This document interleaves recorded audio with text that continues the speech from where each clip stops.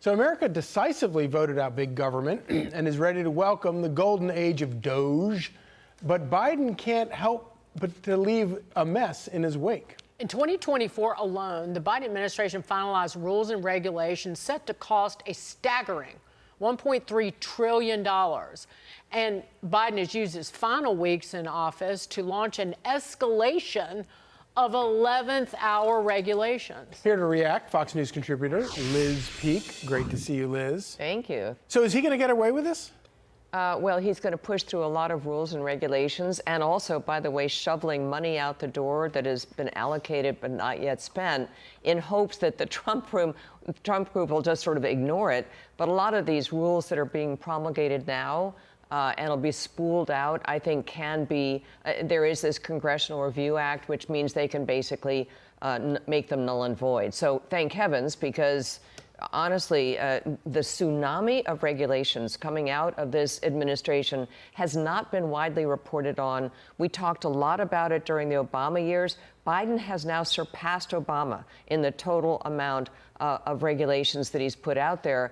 One of the reasons that CEO confidence is off the charts all of a sudden since Trump got elected, and consumer confidence and small business confidence, is because of regulation. Even more than taxes, I think businesses are looking at the promises made by President Trump and saying, we can deal with this, we will be more productive. And by the way, Americans aren't stupid. They know that too much government in your face, in your life, we're just talking about children and social media. We don't want the government making these decisions. We don't want them just constantly enlarging their presence, and that's what has been going on. This kind of regulation, well, they do it because they can't, anything that they try to get through, they can't get through the legislative process. And so they use it's all executive orders and rules and stuff, yeah. But it crushes startups. It crushes business creation. And ultimately, it is the employees or potential employees who wind up paying for these onerous regulations, and consumers. Because the cost gets passed on somewhere. Yeah, and it does lead to higher prices. I mean, the productivity gains and so forth, they come with not ladling all this regulation on, which is what we saw in Trump's first 4 years. Look, it spurs investment, as you say, it spurs startup businesses, all the kinds of things. Remember, after the Great Recession, we all talked about green shoots, new energy coming up in the business community after really being knocked overboard by the financial crisis. And Obama just rolled out rules and regulations, and those green shoots died. I mean, that was kind of a recurring narrative.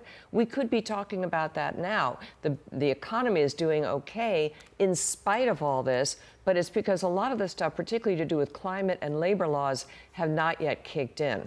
And that's going to be a problem. Obama administration, that was the slowest economic recovery since World War II. And a lot of it was this. And it was because of that. That's exactly right. And, we've spent the last year getting lots of lectures about democracy. And then you have an election where all these issues, like Ukraine, like these regulations, like the border, were all laid out in the election. And then you have the sitting president selling off portions of the border wall, escalating in the war in Ukraine, and trying to ramp up all these regulations.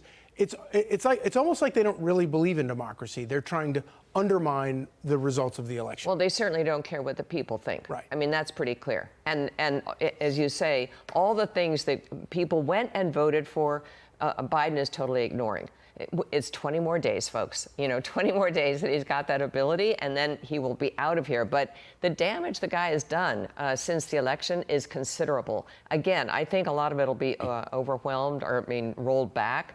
But the essential argument that Republicans have to embrace is smaller government means more productivity, more profitability, all the things that makes an economy grow. And I think the American people are kind of getting the message. And popular. Day one was to destroy America's energy independence. Yeah. And I know I've heard Democrats at the DNC talking about, well, our oil production is at a record high. Yeah, in spite of Joe Biden, That's right. in spite of Kamala Harris, because they were using ducts, drilled but uncompleted wells, which have gone, they collapsed because those were the wells they were developing because they couldn't get any drilling permits out of those jacklegs in Washington. This is a renaissance in our energy sector under Trump. And it is, production is high. It's over 13 million barrels a day, but it's unsustainable because we haven't been leasing any new acreage. There is going to be a tremendous, tremendous amount of oil discovered in Alaska. That is the next big frontier, and also some parts of the Gulf of Mexico, both of which the Biden administration basically took off the grid. No more lease sales, minimal lease sales that they had to do legally. That's going to be, now, that isn't going to come online immediately or overnight. There are other measures that Trump can do, rolling back some of the new fees that have been put in place, maybe even methane regulations, other things that could free up more drilling.